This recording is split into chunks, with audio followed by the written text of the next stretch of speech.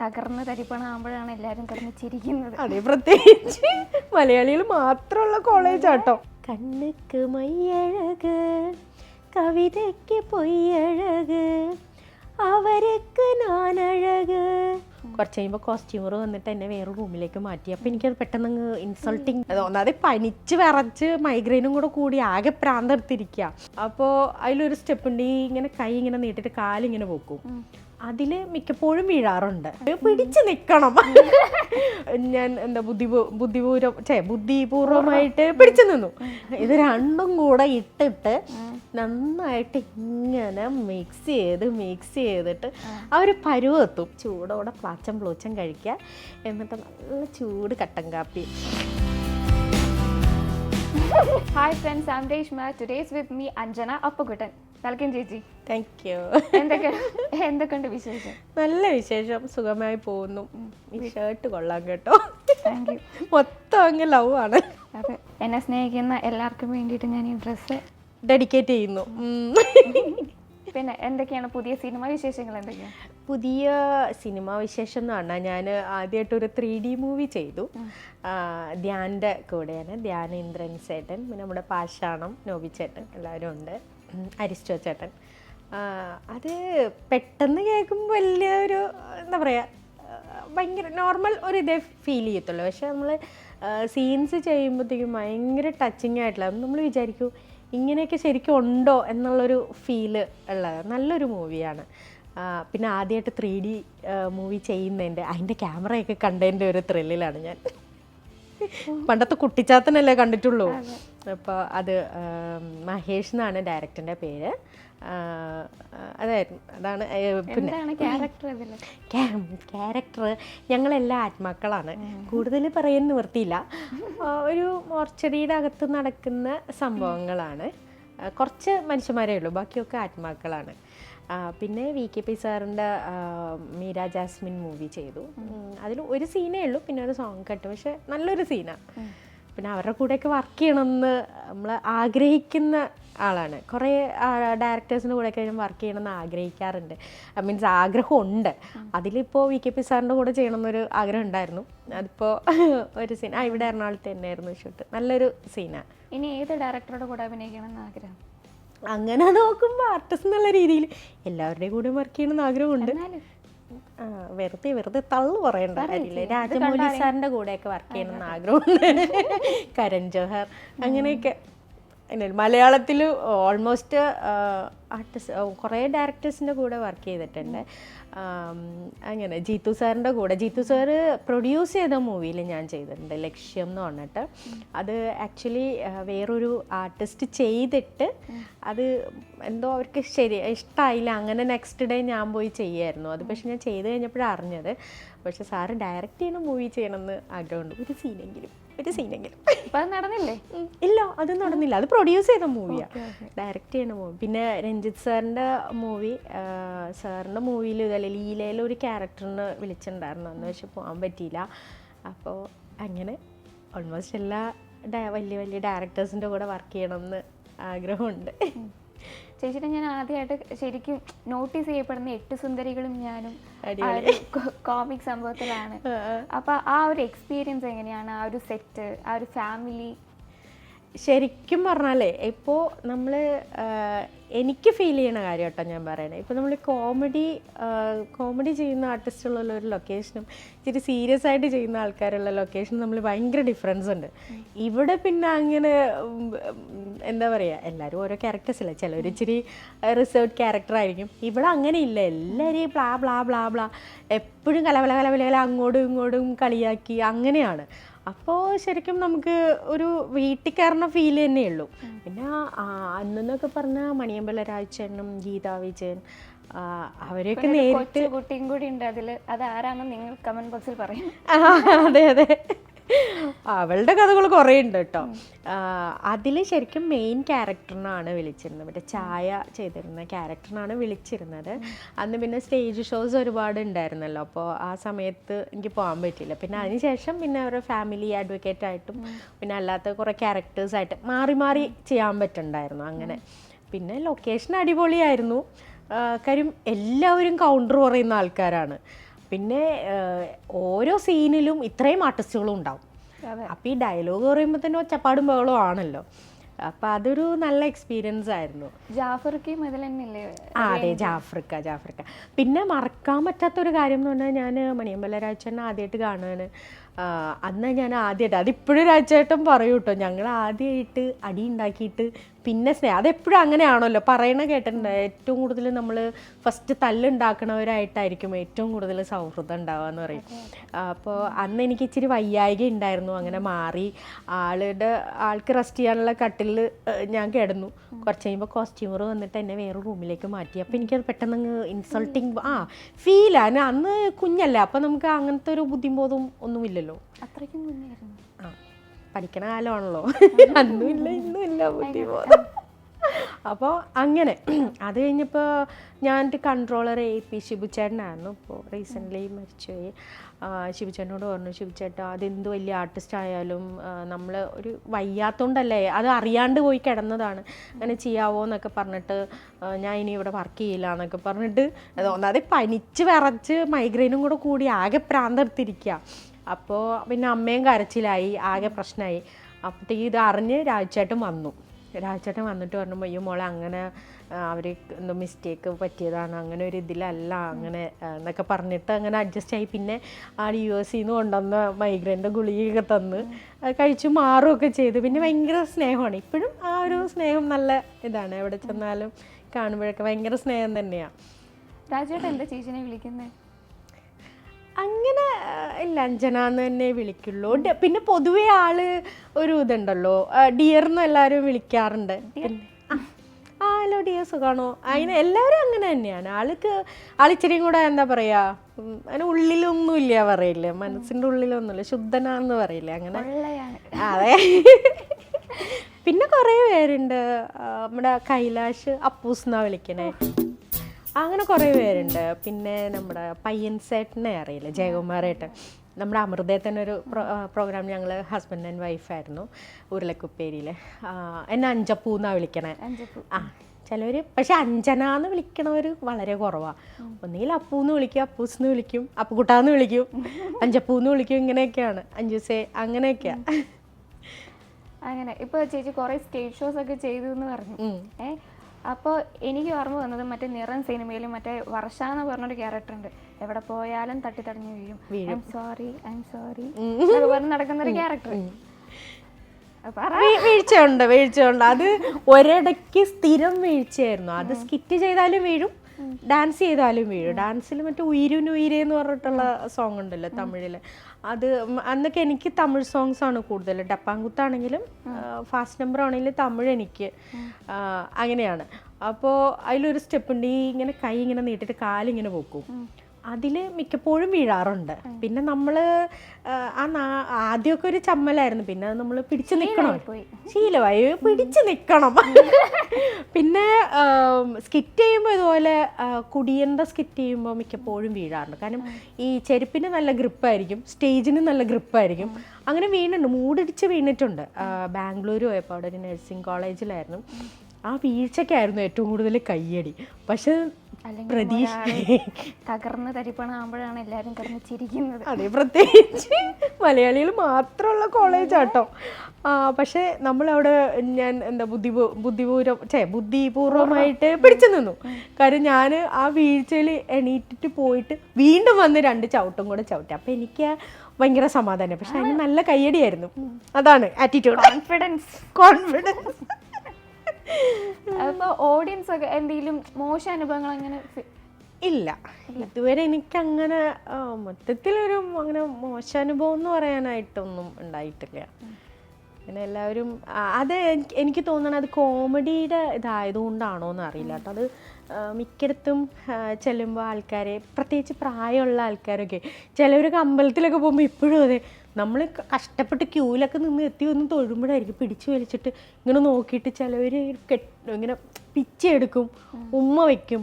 ചില പിച്ചെടുക്കാൻ അത് പിച്ചി ഇങ്ങനെ ആയതാ ചില അമ്മമാരൊക്കെയാ. അത് നമുക്ക് എപ്പോഴും അങ്ങനെയുള്ള, അവര് നമ്മളെ അംഗീകരിക്കുക എന്ന് പറയുന്നതാണ് ഏറ്റവും കൂടുതൽ സന്തോഷം. അപ്പോൾ യങ്സ്റ്റേഴ്സിനേക്കാളും കൂടുതൽ പ്രായമുള്ളവർ നമ്മളെ അംഗീകരിക്കുക. പിന്നെ അവർ പറയും നമ്മൾ എത്ര ടെൻഷനിലിരിക്കുമ്പോഴും നമ്മുടെ പ്രോഗ്രാംസ് കാണുമ്പോൾ അവർക്കൊരു സന്തോഷമാണ്, ഒരു സമാധാനം കിട്ടുമെന്ന് പറയുന്നത്. അതാണ് ഏറ്റവും വലിയത്. കാരണം ഒരാളെ വിഷമിപ്പിക്കണേക്കാളും നമ്മളിപ്പോൾ ചിരിച്ചുകൊണ്ട് നിൽക്കുമ്പോൾ എത്ര വിഷമമുള്ള ആളാണെങ്കിലും നമ്മൾ ചിരിച്ചു നിന്നിട്ടൊന്ന് സംസാരിക്കുമ്പോൾ ചിലപ്പോൾ അവർക്കൊരു റിലാക്സേഷൻ ഉണ്ടാവും. അതാണ് ഏറ്റവും വലിയ കാര്യം, നമുക്കൊരാളോട് ചെയ്യാൻ പറ്റുന്ന ഏറ്റവും വലിയ കാര്യം. അതെ, ഞാനിപ്പോൾ ചേച്ചിയുടെ ഒരു ജിം വർക്കൗട്ട് വീഡിയോ കണ്ടായിരുന്നു. അതിനെക്കുറിച്ച് ഞാൻ പറയണം? എന്താണ് പറയേണ്ടത്? ഇപ്പൊ തുടങ്ങിയതാണോ വർക്കൗട്ട്?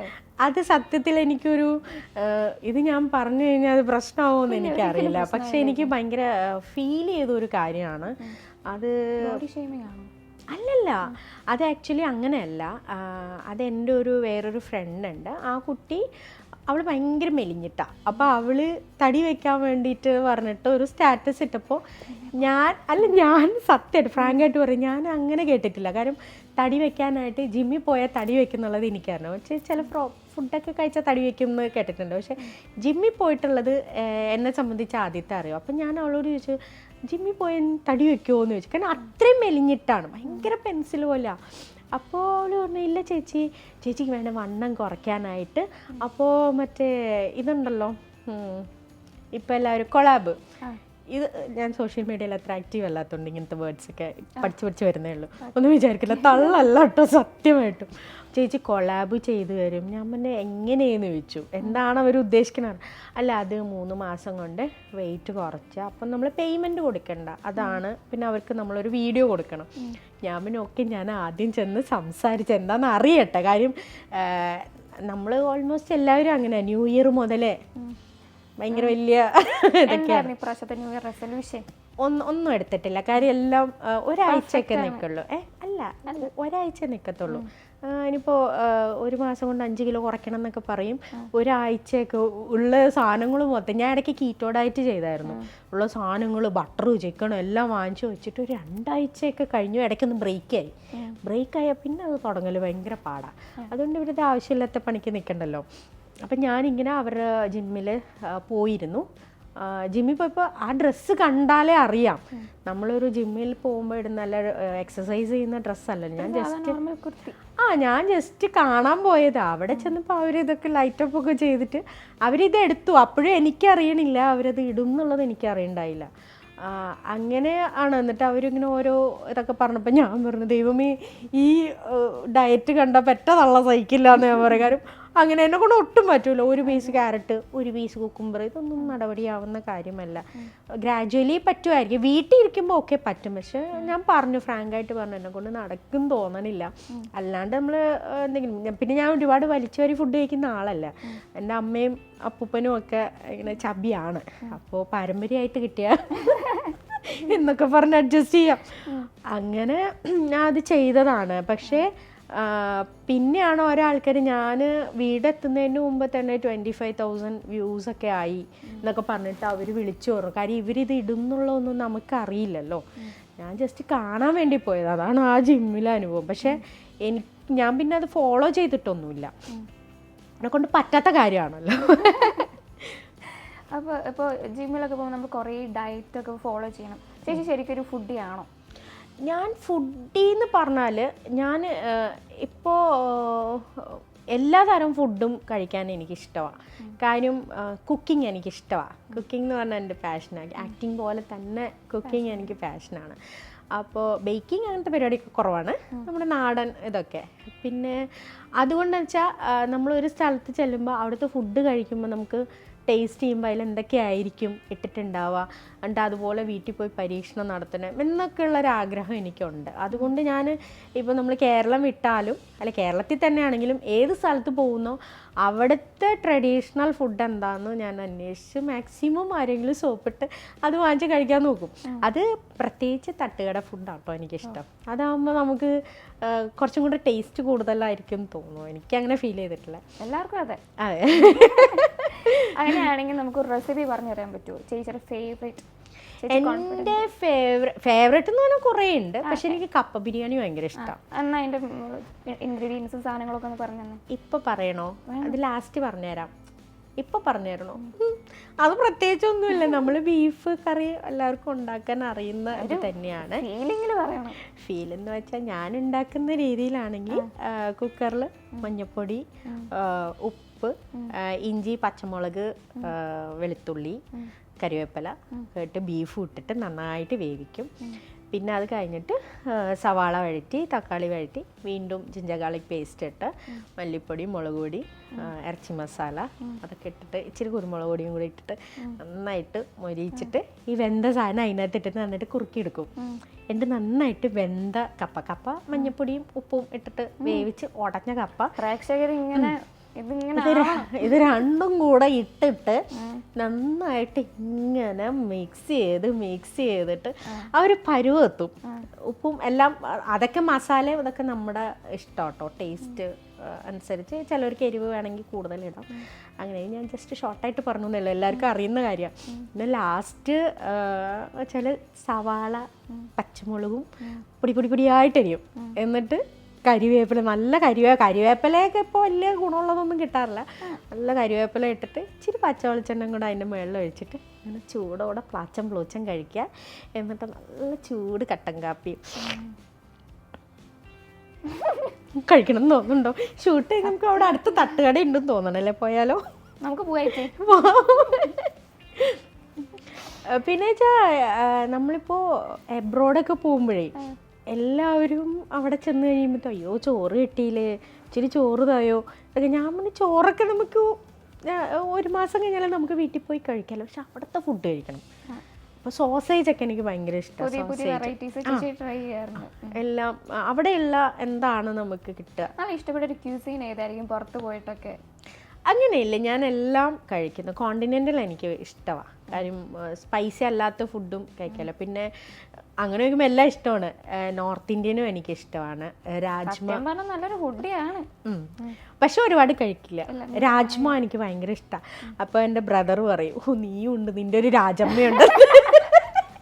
അമ്മയ്ക്ക് രാജ്മ പയറെന്ന് പറഞ്ഞ് കേൾക്കുമ്പോൾ നീയും നിൻ്റെ ഒരു രാജമ്മയെന്ന് പറഞ്ഞിട്ട് വരും. ഇപ്പൊ കുറെ സാധനങ്ങളുടെ പേരൊക്കെ നമ്മൾ ചെറുപ്പം തൊട്ട് കേൾക്കാത്ത കുറെ കാര്യങ്ങൾ. ഇപ്പൊ രാജ്മ, ഈ കസൂരി മേത്തി വേറൊന്നുമില്ല, ഉലുവ ചീര ഉണക്കിയതാണ്. അതെ, പക്ഷെ എല്ലാരും പറഞ്ഞു കസൂരി മേത്തി നമ്മളെന്തോ വലിയ സംഭവം.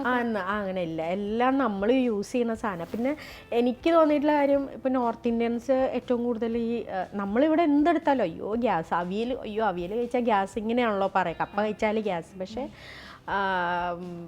ഇവരെല്ലാം ഈ നോർത്ത് ഇന്ത്യൻസ് എല്ലാം കൂടുതൽ ഈ ഉരുളക്കിഴങ്ങ് ഇങ്ങനത്തെ സാധനങ്ങൾ, പയറുവർഗ്ഗങ്ങളാണ്. പക്ഷെ അവർക്ക് അങ്ങനത്തെ ഗ്യാസ്ട്രിക് പ്രോബ്ലംസ് ഉണ്ടോയെന്ന് എനിക്ക് തോന്നുന്നില്ല. കാര്യം സ്ലിം മാത്രമല്ല, അവർ ജീരകം ഇടും.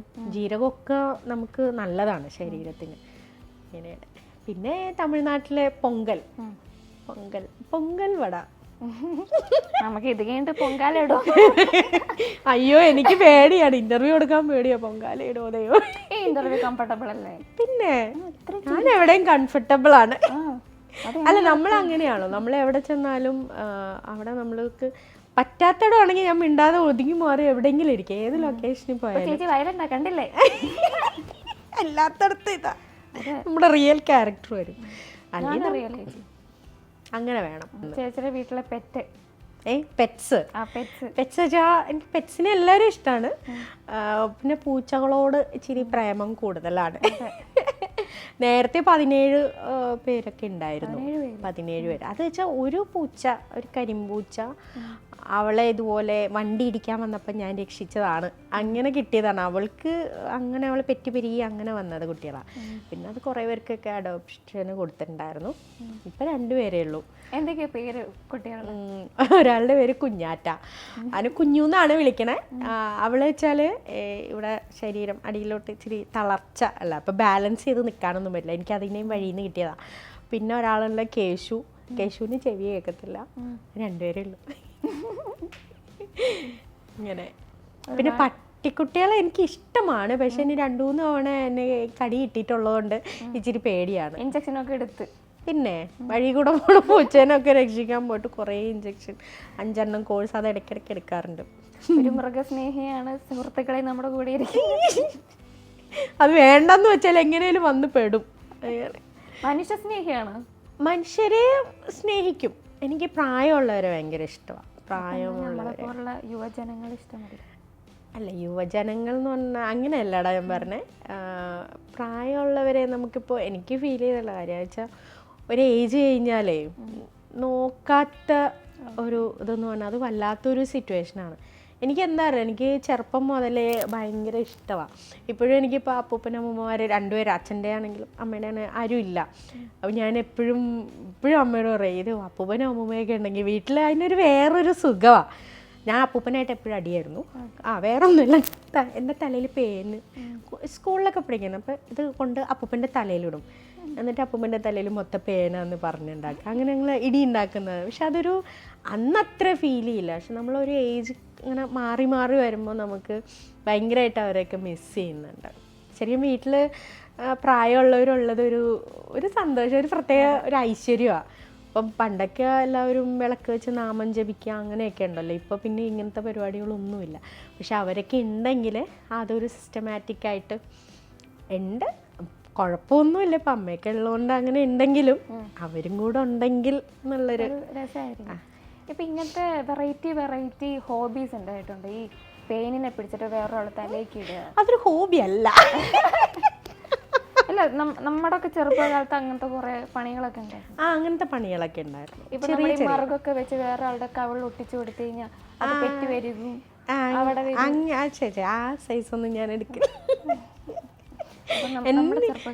അല്ല, എൻ്റെ ഹോബീസ് അതെ ഇപ്പം അങ്ങനെയൊക്കെ ആയോ.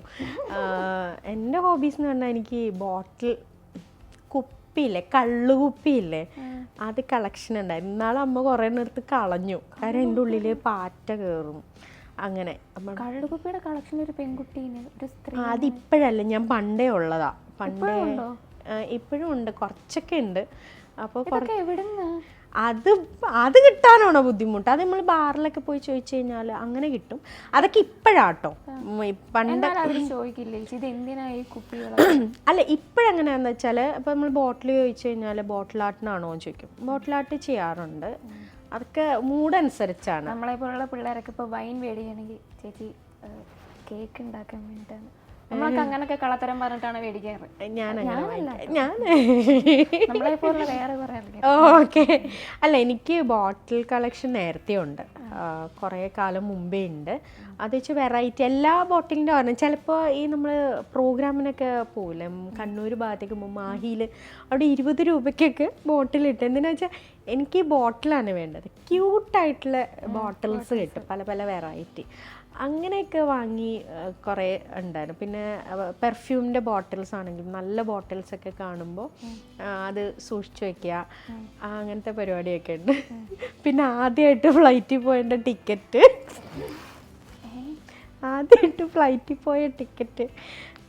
ബോർഡിംഗ് പാസ് ഒക്കെ ഇല്ലേ,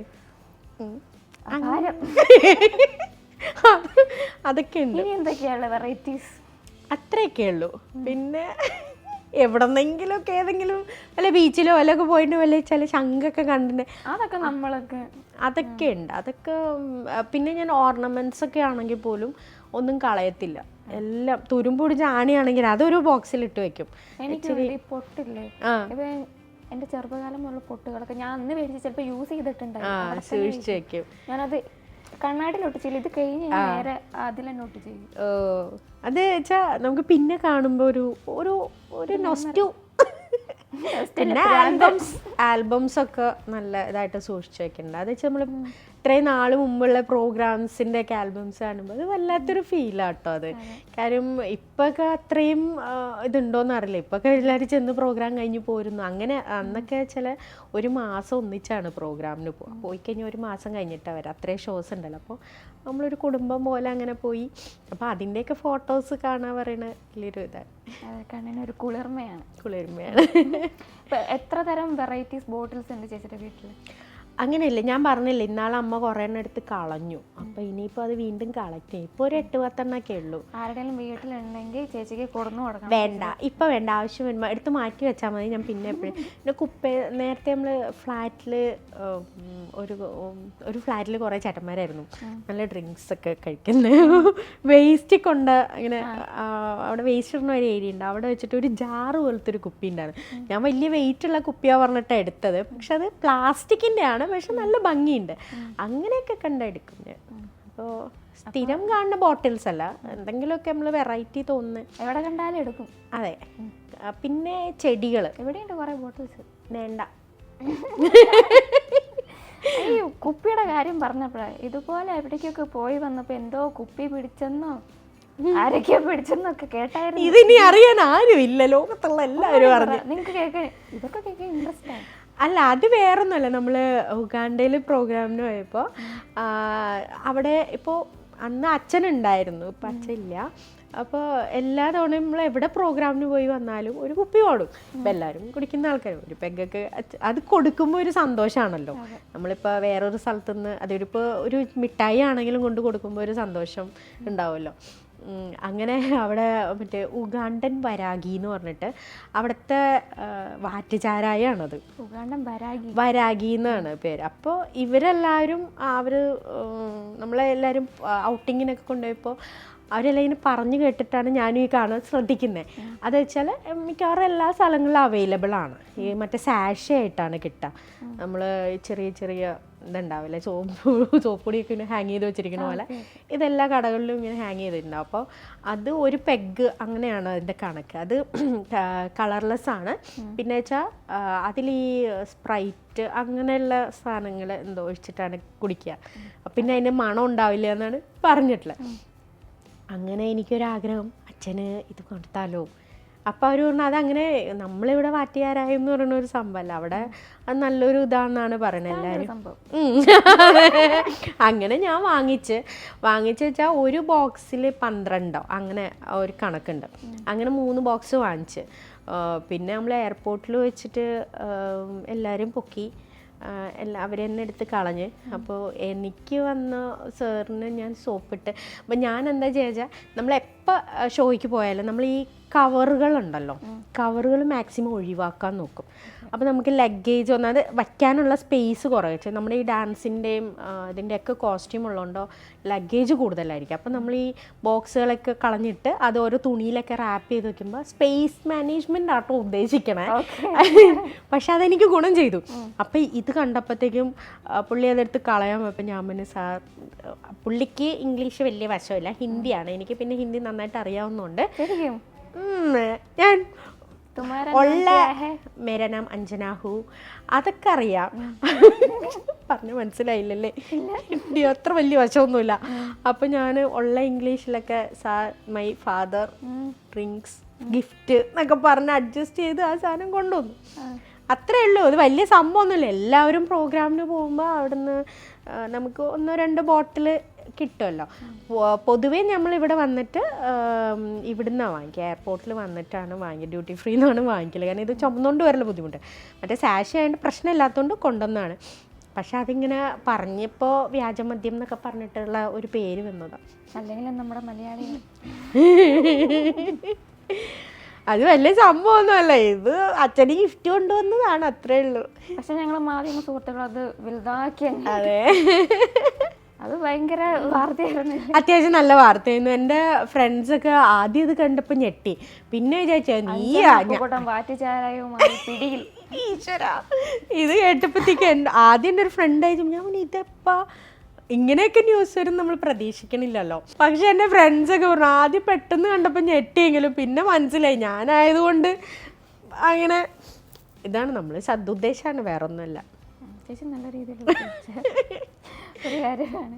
അപ്പോൾ ചേച്ചിയുടെ ഇപ്പോൾ ഈ ഇൻഡസ്ട്രിയിലോട്ടുള്ളൊരു വരവുണ്ടല്ലോ, അതെങ്ങനെയായിരുന്നു? ഇപ്പോൾ ഇൻഡസ്ട്രിയിലേക്കെന്ന് വെച്ചാൽ ആക്ച്വലി ഞാൻ 4th സ്റ്റാൻഡേർഡിൽ പഠിക്കുമ്പോൾ അമൃതാനന്ദമയി അമ്മയുടെ കുട്ടിക്കാലം ചെയ്തു. അതന്നെ ആക്ടിങ് എന്ന് പറഞ്ഞാൽ ശരിക്കും അന്ന് എന്താ ഏതാന്ന് പോലും അറിയത്തില്ല. അപ്പോൾ അന്നൊക്കെ അമൃതാനന്ദമയി അമ്മയുടെ ബർത്ത്ഡേക്ക് ആശ്രമത്തിൻ്റെ അടുത്ത്, ഇവിടെ നമ്മുടെ എറണാകുളത്തെ ആശ്രമത്തിൻ്റെ അടുത്തായിരുന്നു ഞങ്ങൾ താമസിച്ചിരുന്നത്. അപ്പോൾ ബർത്ത്ഡേക്കൊക്കെ ഡാൻസ് ചെയ്യുമായിരുന്നു. പിന്നെ ഈ കോമ്പറ്റീഷനൊക്കെ ഉണ്ടാവും കേട്ടോ, പെയിൻറ്റിങ് കോമ്പറ്റീഷൻ. ഞാൻ പൂച്ചേനെയൊക്കെ വരയ്ക്കും, നല്ല മഞ്ഞ പൂച്ചയെ വരച്ചിട്ട് വാല് മാത്രം നീല.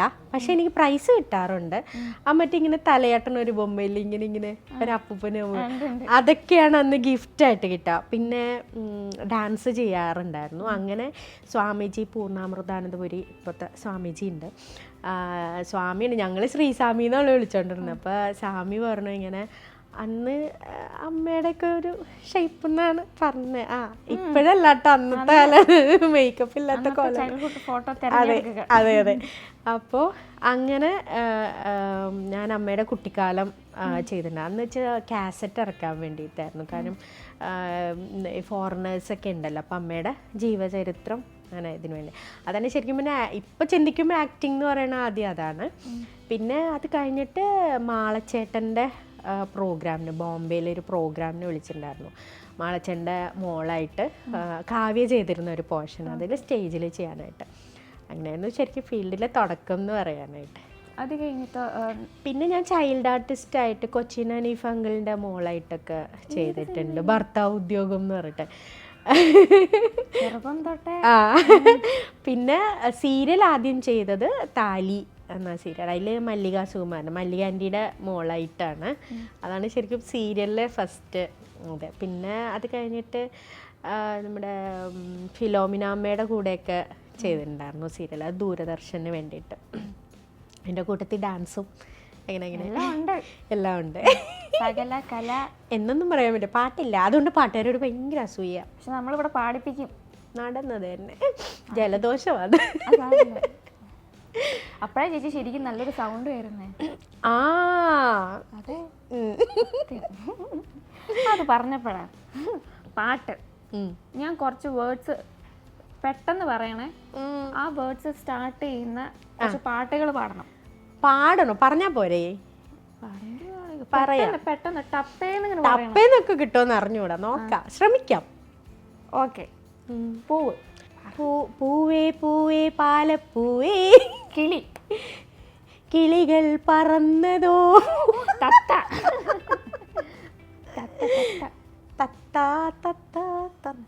അങ്ങനത്തെ ഒരു പാട്ട് ഞാൻ കേട്ടിട്ടില്ല.